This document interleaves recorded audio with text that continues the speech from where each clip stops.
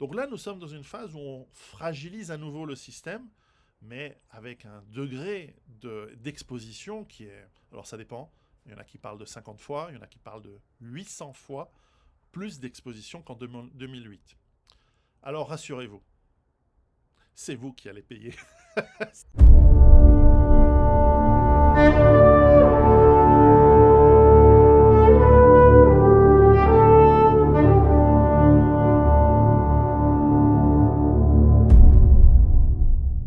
Bonjour à tous, ici Piero San Giorgio. Nous allons parler aujourd'hui de la faillite de cette banque SVB, Silicon Valley Bank, en Californie.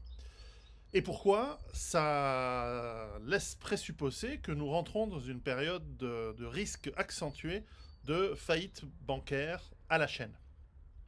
Alors, pour comprendre le système bancaire, alors j'espère que si vous êtes ici, c'est que vous le connaissez déjà ce que signifie la réserve fractionnaire, c'est-à-dire que lorsque vous déposez de l'argent dans une banque, la banque ne le fait plus comme à l'époque, une contrepartie en métaux précieux ou autre chose, ni elle doit le garder à votre nom dans le coffre, bien sûr, contre rémunération. Non, lorsque vous déposez 100 euros dans la banque, ou 100 dollars, ou 100 shekels, eh bien, la banque va prêter cet argent à d'autres personnes. Alors, combien va-t-elle prêter?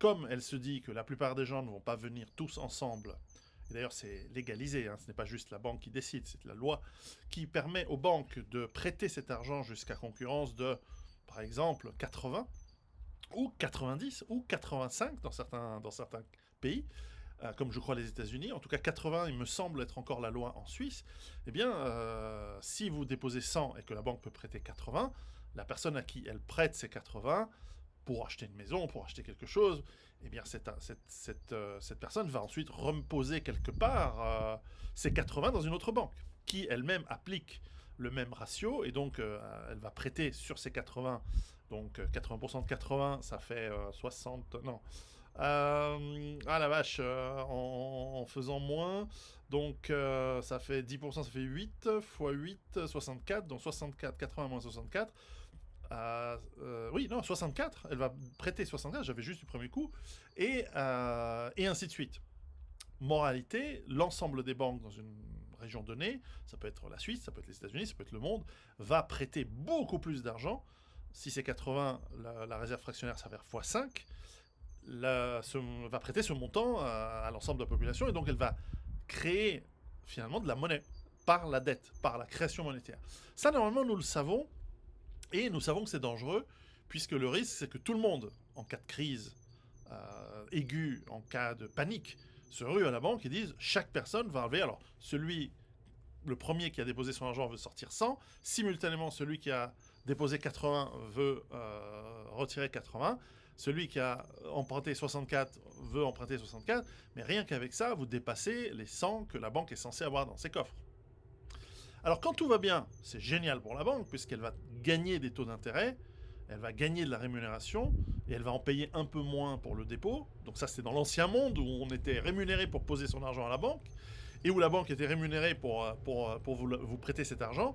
Eh bien, elle va gagner beaucoup d'argent, parce qu'elle va gagner des intérêts sur plusieurs fois la mise, et comme elle a de toute façon toujours un tout petit peu, soi-disant, en réserve qui reste, et qu'elle paye moins à ceux qui déposent de l'argent qu'elle ne demande à ceux qui empruntent, eh bien, ça lui permet d'une part de faire face au risque que quelqu'un ne rembourse pas, ça arrive, mais comme ils savent faire leurs calculs probabilistiques et statistiques, ils savent le faire correctement. J'habite à la campagne, il y a les oiseaux, il y a le printemps, il y a le vent et il y a les ambulances. C'est quoi ce bordel? Bon, heureusement j'ai sorti le micro. Regardez ça, il y a du bruit quoi? C'est quoi Je vais couper ce... Je vais pas bouffer. Non, mais c'est tous ces gens qui ont des myocardites, qui ont des crises cardiaques. Il y en a de plus en plus, y compris dans les campagnes. Bon, vous allez me dire, c'est le week-end, j'enregistre le dimanche. Il y a plein de gens qui ont fait 3 doses ici, donc forcément. Bref, je suis pas chez moi en fait, je suis chez ma maman. Bref, on s'en branle. L'important, c'est de savoir que ces paniques, heureusement, n'arrivent pas toujours. Donc, les banques, pendant très longtemps, ont réussi à prêter et gagner énormément d'argent sur ce modèle de réserve fractionnaire. Il arrive parfois que eh bien, les banques font des mauvais prêts, notamment cette Silicon Valley Bank qui était très impliquée dans ce scandale FTX. Entre cousins, ça arrive. Et donc a perdu beaucoup d'argent sur cette escroquerie donc, qui a été faite sur des tokens, c'est même pas des cryptos, c'est vraiment dans l'univers des cryptos, mais c'est dans l'univers des cryptos, il y a aussi les escrocs. Et donc là, ça n'a rien à voir avec les crypto-monnaies, c'est vraiment cette FTX qui a fait faillite était une immense escroquerie entre le Parti démocrate, quelques mecs initiés autour de Washington et de New York, et bien sûr l'Ukraine qui servait de blanchisseuse à argent. Bref, cette exposition de cette banque dans ce scandale l'a heurté.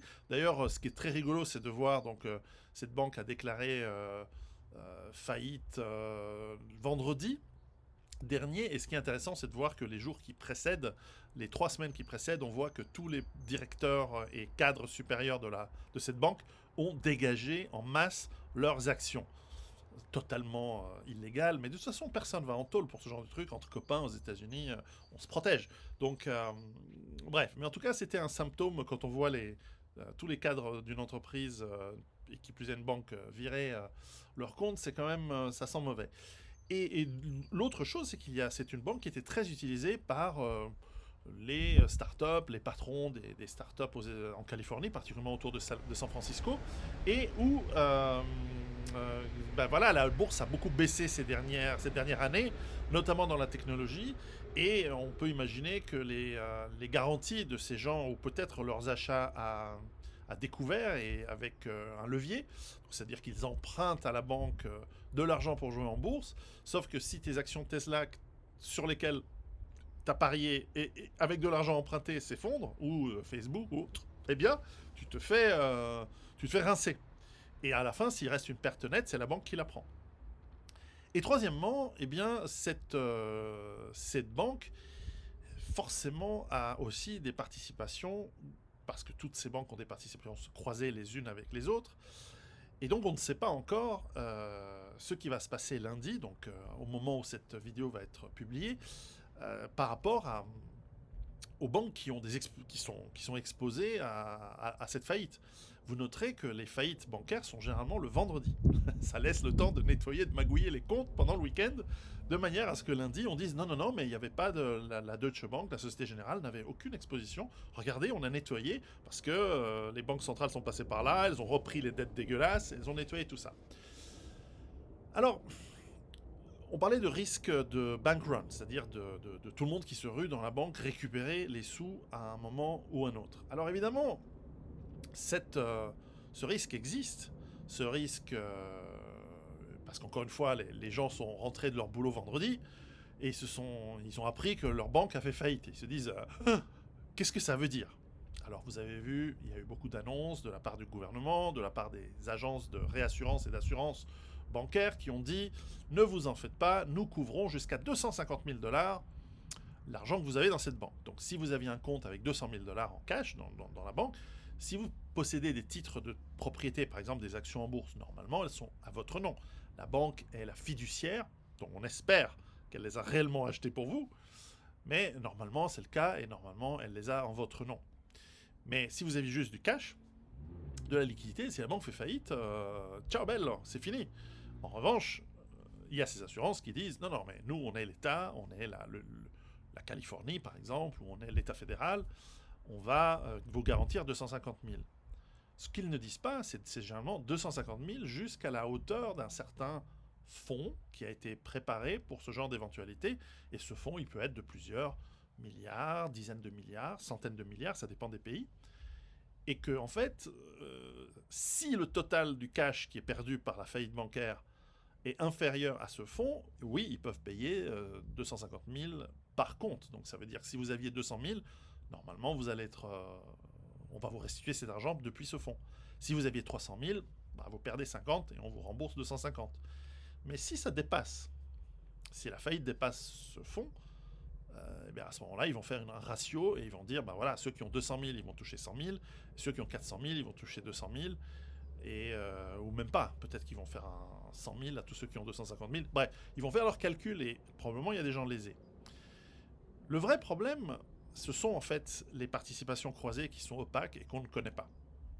Et il y a là le risque que chaque banque, peut-être cette semaine, annonce, voilà, nous avons perdu, je sais pas, l'Union de banques suisses dit j'ai perdu 10 milliards dans SVB. Le Crédit Suisse dit j'ai perdu 8 milliards. La Société Générale dit j'ai perdu 200 milliards. La Deutsche Bank dit j'ai perdu 500 milliards. Si elles ont comptablement de quoi tenir le coup, ça peut passer. Mais la panique peut, elle, se propager de toute façon. Les gens qui sont à la Société Générale, à l'UBS, à la Deutsche Bank vont se dire « Ouh là là, si vous avez perdu tous ces milliards dans cette faillite, est-ce que ça risque pas de vous mettre vous en faillite ? Alors je viens aussi retirer mon argent avant que ça s'effondre et que ça fasse faillite et que je sois couvert seulement jusqu'à un certain montant parce que je ne suis pas sûr qu'on me remboursera tout ce que j'ai. » Et donc le risque de panique, de bank run, est réel. Peut-être pas ce coup-ci, peut-être pas encore tout de suite cette semaine, mais ce risque peut aller de plus en plus loin. Et là où je suis un peu soucieux pour le système bancaire, si je puis dire, enfin c'est une approche évidemment théorique, parce qu'en réalité, tant pis pour eux, hein, c'est qu'en fait, nous sommes aussi en train d'entrer dans une récession. En fait, la récession, elle est déjà là, mais elle va s'accentuer, elle est en train de s'agrandir. Et cette récession, qu'est-ce qu'elle signifie ? Elle signifie que plus de gens perdent leurs emplois, plus de gens perdent du revenu net. Certes, ils vont aller au chômage, mais ils ne gagnent pas autant que quand ils étaient salariés, etc. Et donc, ça veut dire qu'ils vont avoir de plus en plus de peine à payer leurs hypothèques. Et, ajoutons un troisième élément important, comme vous le savez, les taux d'intérêt sont remontés. Parce que cette faillite bancaire ressemble un petit peu à celle qui s'est passée en 2008, avec Lehman Brothers. D'ailleurs, on retrouve des gens de Lehman Brothers chez SVB, c'est rigolo.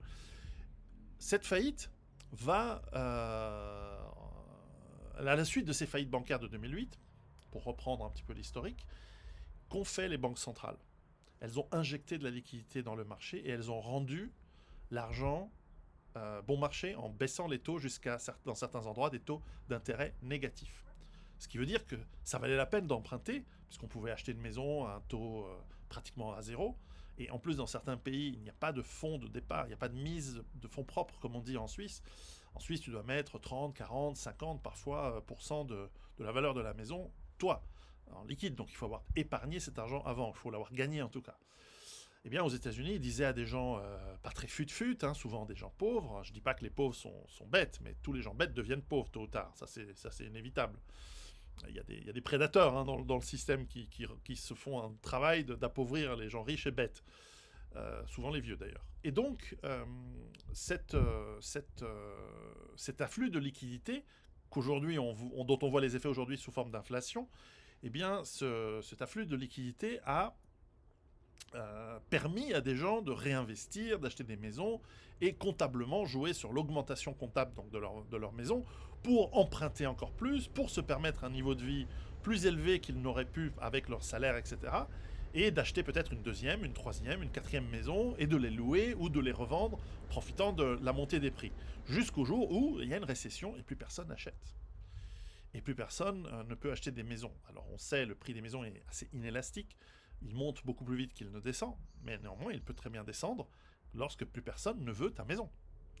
Et si tu n'as plus d'emploi, parce que c'est la crise, et en moyenne, il y aura beaucoup plus de gens sans emploi qu'avant, quoi qu'en disent les chiffres faux qui ont été publiés, qui disent « Oui, aux États-Unis, on a de nouveau créé de l'emploi. » Oui, mais c'est de l'emploi moins bien payé. On comptabilise des emplois, il suffit de travailler quelques heures par semaine pour être comptabilisé comme employé, alors que vous faites 4 boulots. Donc si vous faites 4 boulots dans la semaine, 3 heures par-ci, 18 heures par-là, 5 heures par-ci, eh bien, ils considèrent que ça compte comme 3 jobs, alors que c'est la même personne qui le fait. Vous voyez l'arnaque statistique. En plus, ils faussent les chiffres. De toute façon, même sans arnaque, ils rajoutent ce qu'ils veulent. Et donc, ça va amener cette crise économique, j'espère que vous me suivez toujours, des incapacités à rembourser les emprunts, déjà à la base, même si c'était très bon marché. Mais maintenant, les taux d'intérêt, ils ont augmenté. Ils sont plus à moins 1. Ils sont plus à 0. Ils sont plus à 0,7. Moi, par exemple, vous savez, j'ai j'ai reçu un héritage il y a quelques années. C'était un héritage ni très grand ni petit, mais enfin j'ai pu investir cet argent que j'ai reçu en héritage dans de l'immobilier, mais j'ai emprunté. Je peux pas m'acheter. J'ai ma petite ferme, mais je peux pas m'acheter un appartement, un truc en Hongrie, comme ça. J'ai emprunté. Et ces emprunts, ils arrivent à renouvellement régulièrement. En moyenne, les gens prennent des emprunts à 5 ans, voire à 10 ans. Donc ça veut dire que si vous l'avez pris à 5 ans, tous ceux qui ont pris des emprunts à 5 ans, ça veut dire que 20% des gens qui ont pris des emprunts à 5 ans doivent le renouveler chaque année. 10% de ceux qui l'ont pris à 10 ans doivent le renouveler à chaque année, en moyenne. Vous voyez? Parce que il y a un roulement. Donc, qu'est-ce que ça veut dire? Ça veut dire que chaque année, il va y avoir 20% des gens qui ont emprunté à des taux très bas, il y a 5 ans, ou il y a 4 ans, ou l'année prochaine, mais il y a 5 ans pour cette année, qui ont emprunté à 0,5, c'est mon cas, moi j'avais emprunté des emprunts à 5 et à 10 ans à 0,7. Et je sais que j'ai un emprunt qui vient d'être renouvelé, là maintenant, ces dernières semaines, ces derniers mois, relativement petit montant, hein, mais j'ai dû le renouveler à 1,7. Ça fait le double de ce qui me coûte. Alors, c'est pas grand-chose, mais il me coûte le double de ce, ce qui me coûtait il y a encore une année. Alors, imaginez ceux qui ont des gros montants par rapport à leurs revenus. Eh bien, peut-être qu'ils ont emprunté à 0,7 ou à 1 il y a quelques années, et aujourd'hui, ils vont passer à 2. Et aux États-Unis, ils sont en train de passer à 4. Et donc, ils n'y arriveront pas. Imagine, tu as emprunté 100 000 balles pour une maison à 200 000 balles aux États-Unis. Une belle maison moyenne aux États-Unis pour 200 000 balles. Eh bien, ton 2% d'intérêt il y a 2 ans ou 3 ans, il te coûtait donc 2000 par année sur 100 000. Et maintenant, il va te coûter 4 000. Donc, il va falloir sortir ces 2 000. Or, on sait que les Américains, quelqu'un qui ferait ce genre de calcul, c'est quelqu'un qui gagnerait entre 30 et 50 000 dollars par année. 4 000, c'est presque 10% de son revenu. Et il va le trouver d'où? Il va aller tailler des pipes dans les buissons, sur les parkings d'autoroute. Qu'est-ce qu'il va faire? Alors, il a déjà 4 boulots. Il est déjà en train de bosser comme un malade. Alors, certes, ils dépensent comme des cons. Ils ont des écrans plasma, ils ont des baskets à la mode. C'est souvent des pauvres qui font des choix bêtes d'investissement. Ou des choix qu'ils n'arrivent pas à se permettre. Encore une fois, je ne dis pas que les pauvres sont bêtes, mais les gens bêtes font des conneries et deviennent pauvres. Et donc, ils vont continuer à faire des conneries une fois qu'ils sont pauvres, parce que tu changes pas tu prends pas de la sagesse dans ces cas-là. Et donc, ça veut dire quoi? Ça veut dire que tous ces gens, vous me suivez toujours, tous ces gens qui n'arriveront plus parce que les taux d'intérêt montent à payer leurs emprunts, soit ils font défaut, soit ils doivent vendre les biens immobiliers. Sauf qu'il y a de moins en moins de gens qui ont les moyens de les acheter parce qu'ils gagnent de moins en moins. C'est la crise, c'est la récession. Donc on est dans une spirale. Et donc, ça veut dire qu'il y a des gens qui vont dire, tant pis, comme en 2008, sauf qu'aujourd'hui, le problème est 50 fois plus grand qu'en 2008, qui vont simplement dire, tant pis, je laisse tomber la maison, bonjour la banque, j'arrête de vous payer, gardez la maison. Ça vaut plus la peine, j'arrive pas à la vendre, de toute façon, si je la vends, ce sera moins cher que sa valeur de l'emprunt, donc tant pis. Et donc la banque se retrouve avec une perte comptable nette qu'elle doit mettre dans ses livres, et ça s'ajoute à toutes ces pertes en bourse d'une part, mais aussi sur ses participations dans des banques qui ont fait faillite comme la SVB. Vous voyez, la boucle se boucle. Et à la fin, les trous doivent se remplir par une faillite ou par la dévaluation de la monnaie ou par la faillite. C'est obligé. Donc, qu'est-ce qui va se passer? Et puis en plus, oui, alors j'ai oublié de le dire, mais une grande partie des gens qui ont touché des chèques de la part, surtout aux États-Unis, de la part du gouvernement pendant la période du Covid, ces chèques, ils les ont soit dépensés, ce qui a créé de l'inflation, soit ils ont utilisé ça pour emprunter pour acheter des maisons. Et ces gens, ils ont acheté des maisons un peu ric-rac, et ils découvrent, d'ailleurs, ces dernières années, ils ont découvert qu'être propriétaire, c'est pas juste encaisser les loyers, c'est aussi devoir maintenir la maison, faire des dépenses, gérer des locataires qui se plaignent que la machine à laver ne marche pas, etc., ou que le toit fuit, et ainsi de suite. Et oui, et donc ils ont dépensé cet argent, ce qui crée de l'inflation. Et là, en fait, ils ont multiplié le nombre d'actifs immobiliers qui ont été achetés. Et là, on est face à la chute de l'immobilier. Alors, elle sera peut-être pas rapide, elle sera peut-être pas violente, mais ce que j'essaie d'expliquer, c'est que l'impact va être clairement sur le bilan des banques. Et donc, ça va aggraver ce problème. Alors aujourd'hui, ce n'est qu'une banque. SVB, c'est pas gigantesque, mais on ne sait pas quelles sont les répercussions. Souvenez-vous, avant la crise de 2008, que c'était l'exposition de nombreuses banques européennes en Grèce, dans la crise grecque, qui avait commencé à faire beaucoup de mal à ces banques et qui les avait rendues très très très fragiles, justement pendant la crise de 2008. Donc là, nous sommes dans une phase où on fragilise à nouveau le système, mais avec un degré d'exposition qui est... Alors ça dépend, il y en a qui parlent de 50 fois, il y en a qui parlent de 800 fois plus d'exposition qu'en 2008. Alors rassurez-vous, c'est vous qui allez payer. C'est pas les banques, c'est pas les grands patrons, c'est pas les cadres sup de ces banques, parce que eux, ils vont toucher leur bonus, ils vont être sauvés par la planche à billets. Planche à billets qui est la cause de l'inflation. Donc l'inflation va continuer. Et donc, est-ce qu'ils vont continuer à augmenter les taux d'intérêt? Donc est-ce qu'ils vont continuer à créer ce cycle infernal de destruction des actifs pour la plupart des gens? Eh bien ça, c'est ce qu'on va découvrir dans la deuxième partie de cette vidéo. Et aussi, nous allons parler dans la deuxième partie de vidéo comment est-ce que vous pouvez sauver votre pognon, comment vous pouvez sauver vos emprunts face à cette crise terrible, parce que quand on parle de survie, c'est aussi la survie de votre capacité à gagner de l'argent, à ne pas le perdre et à sauver votre patrimoine, parce que c'est le nerf de la guerre, n'est-ce pas? Donc dans la deuxième partie de cette vidéo, je laisse le lien là-dessus, c'est sur Patreon, et avec Patreon, avec nos amis sur Patreon, nous allons en discuter, et donc allez-vous perdre tout ce que vous avez dans les 3 mois, 6 mois, 18 mois, 24 mois à venir?